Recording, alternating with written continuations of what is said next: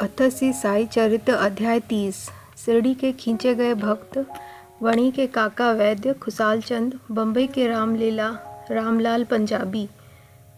इस अध्याय में बतलाया गया है कि 3 अन्य भक्त किस प्रकार शिरडी की ओर खींचे गए। प्राकथन।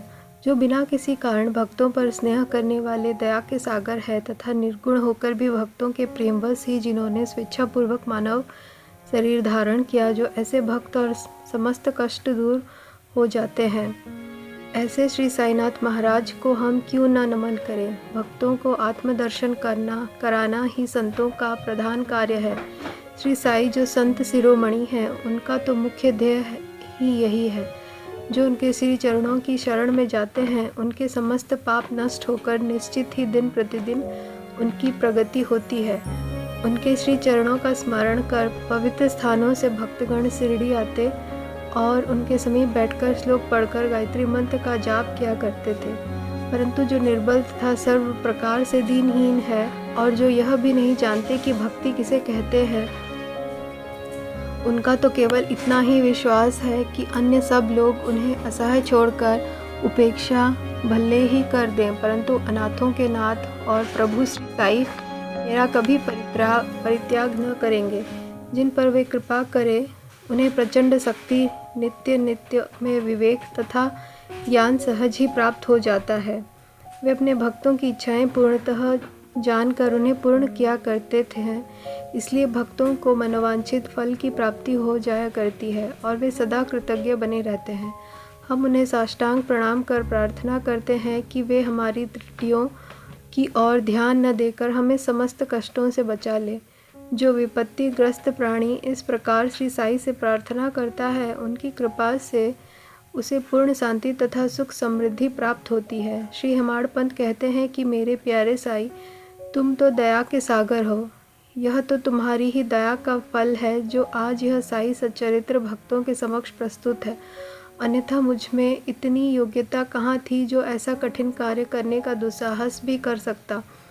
जब पूर्ण उत्तरदायित्व साई ने अपने ऊपर ही ले लिया तो हेमाड़ पंत को तिल मात्र भी भार प्रतीत न हुआ और न ही उसकी उन्हें चिंता ही हुई। श्री साई ने इस ग्रंथ के रूप में उनकी सेवा स्वीकार कर ली। यह केवल उनके पूर्व जन्म के शुभ संस्कारों के कारण ही संभव हुआ, जिसके लिए वे अपने को भाग्यशाली और कृतार्थ समझते हैं। नीचे लिखी कथा कपोल कल्पित नहीं वरन विशुद्ध अमृत तुल्य है। इसे जो हृदयंगम करेगा, उसे श्री साई की महानता और सर्वव्यापकता विदित हो जाएगी। परंतु जो वाद विवाद और आलोचना करना चाहते हैं, उन्हें इन कथाओं की ओर ध्यान देने की आवश्यकता भी नहीं है। यहाँ तर्क की नहीं वरन प्रगाढ़ प्रेम और भक्ति की अत्यंत अपेक्षा है। विद्वान भक्त तथा श्रद्धालु जन अथवा जो अपने को साई पद सेवक समझते हैं, उन्हें यह कथाएं रुचिकर तथा शिक्षाप्रद प्रतीत होगी। अन्य लोगों के लिए तो वे निरी कपोल कल्पनाएं ही हैं। श्री साई के अंतरंग भक्तों को श्री साई लीलाएं कल्पतरु के सदृश है। श्री साई लीला रूपी अमृत पान करने से अज्ञानी जीवों को मोक्ष, गृहस्थ आश्रमियों को संतोष तथा मुमुक्षुओं को एक उच्च साधन प्राप्त होता है। अब हम इस अध्याय की मूल कथा पर आते हैं। काकाजी वैद्य। नासिक जिले के वणी ग्राम में काकाजी वैद्य नामक एक व्यक्ति रहते थे।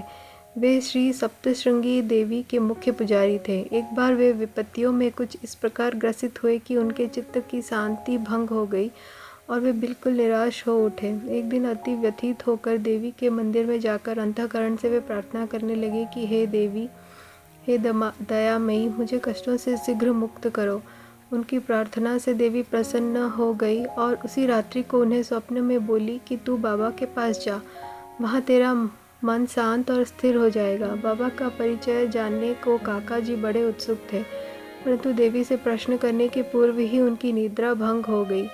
वे विचारने लगे कि ऐसे ये कौन से बाबा हैं जिनकी ओर देवी ने मुझे संकेत किया है। कुछ देर विचार करने के पश्चात वे इस निष्कर्ष पर पहुँचे कि संभव है कि वे त्र्यंबकेश्वर बाबा शिव ही हो। इसलिए वे पवित्र तीर्थ त्र्यंबक नासिक को गए और वहाँ रहकर 10 दिन व्यतीत किए। वे प्रातःकाल उठकर स्नानादि से निवृत्त हो रुद्र मंत्र का जप कर साथ ही साथ अभिषेक व अन्य धार्मिक कृत्य भी करने लगे, परंतु उनका मन पूर्ववत ही अशांत बना रहा। तब फिर अपने घर लौटकर वे अति करुण स्वर में रूप देवी की स्तुति करने लगे। उसी रात्रि में देवी ने पुनः स्वप्न में दर्शन देकर कहा कि तू व्यर्थ ही त्र्यंबकेश्वर क्यों गया? बाबा से तो मेरा अभिप्राय था शिरडी के श्री साई समर्थ से। अब काका जी के समक्ष मुख्य प्रश्न यह उपस्थित हो गया कि वे कैसे और कब शिरडी जाकर बाबा के श्री दर्शन का लाभ उठाएं। यथार्थ में कोई व्यक्ति किसी संत के दर्शन को आतुर हो तो केवल संत ही नहीं, भगवान भी उसकी इच्छा पूर्ण कर देते हैं। वस्तुतः यदि पूछा जाए तो संत और अनंत एक ही है और उनमें कोई भिन्नता नहीं। यदि कोई कहे कि मैं स्वतः ही अमुक संत के दर्शन को जाऊंगा तो इसे नीरे दंभ के अतिरिक्त और क्या कहा जा सकता है? संत की इच्छा के विरुद्ध उनके समीप कौन जाकर दर्शन ले सकता है? उनकी सत्ता के बिना वृक्ष एक पत्ता भी नहीं हिल सकता। जिनकी तीव्र उत्कंठा संत दर्शन की होती, तदनुसार ही उसकी भक्ति और विश्वास में वृद्धि होती जाएगी और उतनी ही शीघ्रता से उनकी मनोकामना भी सफलतापूर्वक पूर्ण होगी। जो निमंत्रण देता है वह आदर आतिथ्य का प्रबंध भी करता है। काका जी के संबंध में सचमुच यही हुआ। सामा की मान्यता। जब काका जी शिरडी यात्रा करने का विचार कर रहे थे, उसी समय उनके यहाँ एक अतिथि आया जो सामा के अतिरिक्त और कोई न था। श्यामा बाबा के अंतरंग भक्तों में से एक थे। वे ठीक इसी समय वाणी में क्यों और कैसे आ पहुँचे, अब हम इस पर दृष्टि डालें। बाल्यावस्था में वे एक बार बहुत बीमार पड़ गए थे। उनकी माता ने अपने कुलदेवी सप्तशृंगी से प्रार्थना की कि यदि मेरा पुत्र निरोग हो जाए तो मैं उसे तुम्हारे चरणों पर लाकर डालूंगी। कुछ वर्षों के पश्चात ही उनकी माता के स्तन में दाद हो गई। तब उन्होंने पुनः देवी से प्रार्थना की कि यदि मैं रोगमुक्त हो जाऊं तो मैं तुम्हें चांदी के 2 स्तन चढ़ाऊंगी। पर ये दोनों वचन अधूरे ही रहे। परंतु जब वे मृत्युशैया पर पड़ी तो उन्होंने अपने पुत्र श्यामा को समीप बुलाकर उन दोनों वचनों की स्मृति दिलाई तथा उन्हें पूर्ण करने का आश्वासन पाकर प्राण त्याग दिए। कुछ दिनों के पश्चात वे अपनी यह प्रतिज्ञा भूल गए और उसे भूले पूरे 30 साल व्यतीत हो गए। तभी एक प्रसिद्ध ज्योतिषी शिरडी आए और वहाँ लगभग 1 मास ठहरे।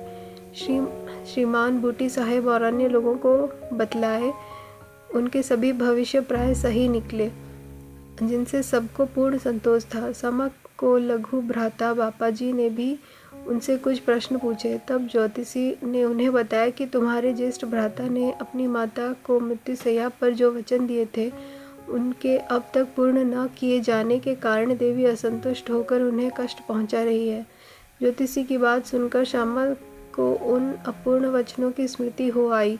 अब और विलंब करना खतरनाक समझकर उन्होंने सुनार को बुलाकर चांदी के 2 स्तन शीघ्र तैयार कराए और उन्हें मस्जिद में ले जाकर बाबा के समक्ष रख दिया तथा प्रणाम कर उन्हें स्वीकार कर वचन मुक्त करने की प्रार्थना की। सामा ने कहा कि मेरे लिए तो सप्तशृंगी देवी आप ही हैं, परंतु बाबा ने साग्रह कहा कि तुम इन्हें स्वयं ले जाकर देवी के चरणों में अर्पित करो।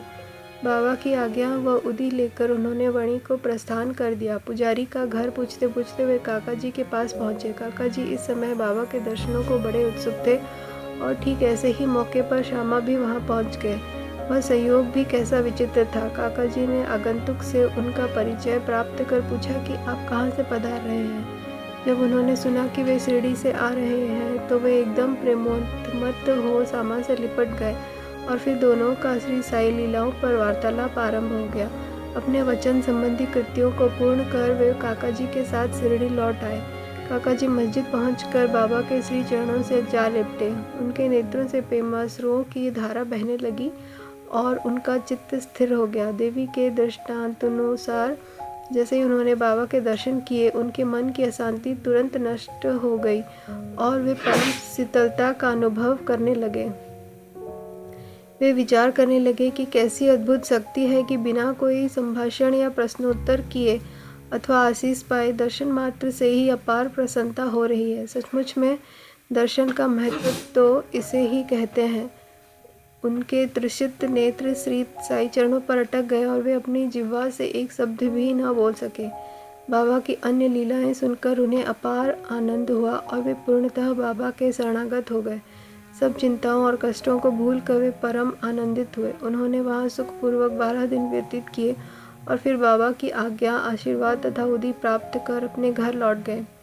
खुशाल चंद राहता निवासी ऐसा कहते हैं कि प्रातः बेला में जो स्वप्न आता है वह बहुधा जागृत अवस्था में सत्य ही निकलता है। ठीक है, ऐसा ही होता होगा, परंतु बाबा के संबंध में समय का ऐसा कोई प्रतिबंध नहीं था। ऐसा ही एक उदाहरण प्रस्तुत है। बाबा ने एक दिन तृतीय प्रहर काका साहेब को तांगा लेकर राहता से खुशाल चंद को लाने के लिए भेजा, क्योंकि खुशाल चंद से उनकी कई दिनों से भेंट न हुई थी। राहता पहुंचकर काका साहेब ने यह संदेश उन्हें सुना दिया। यह संदेश सुनकर उन्हें महान आश्चर्य हुआ और वे कहने लगे कि दोपहर को भोजन के उपरांत थोड़ी देर को मुझे झपकी सी आ गई थी। तभी बाबा स्वप्न में आए और मुझे शीघ्र ही शिरडी आने को कहा, परंतु घोड़े का उचित प्रबंध न हो सकने के कारण मैंने अपने पुत्र को यह सूचना देने के लिए ही उनके पास भेजा था। जब वह गांव की सीमा तक ही पहुंचा था तभी आप सामने से तांगे में आते दिखे। वे दोनों उस तांगे में बैठकर शिरडी पहुंचे तथा बाबा से भेंट कर उन्हें बड़ी प्रसन्नता हुई। बाबा की यह लीला देख खुशाल चंद गदगद हो गए। बम्बई के एक पंजाबी ब्राह्मण श्री रामलाल को बाबा ने स्वप्न में एक महंत के वेश में दर्शन देकर शिरडी आने को कहा। उन्हें नाम ग्राम का कुछ भी पता चल न रहा था। उनको श्री दर्शन करने की तीव्र उत्कंठा तो थी, परंतु पता ठिकाना ज्ञात न होने के कारण वे बड़े असमंजस में पड़े हुए थे। जो आमंत्रण देता है वही आने का प्रबंध भी करता है, और अंत में हुआ भी वैसा ही। उसी दिन संध्या समय जब वे सड़क पर टहल रहे थे तो उन्होंने एक दुकान पर बाबा का चित्र टंगा देखा। स्वप्न में उन्हें जिस आकृति वाले महंत के दर्शन हुए थे वे इस चित्र के समक्ष ही थे। पूछताछ करने पर उन्हें ज्ञात हुआ कि यह चित्र शिरडी के श्री साई समर्थ का है, और तब उन्होंने शीघ्र ही शिरडी को प्रस्थान कर दिया तथा जीवन पर्यंत शिरडी में ही निवास किया। इस प्रकार बाबा ने अपने भक्तों को अपने दर्शन के लिए शिरडी में बुलाया और उनकी लौकिक तथा पारलौकिक समस्त इच्छाएं पूर्ण की। श्री सद्गुरु साईनाथार्पणमस्तु। शुभम भवतु। ओम साई राम।